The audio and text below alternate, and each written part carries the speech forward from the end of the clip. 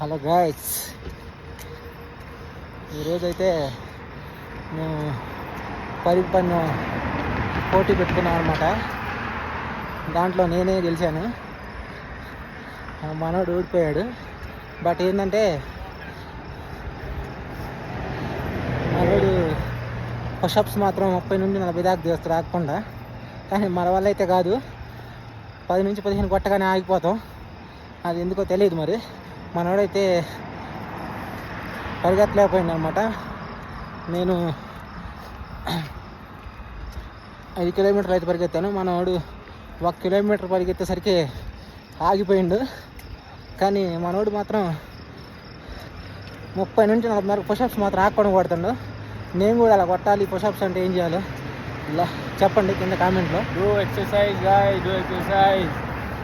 It is very important for your health and everything.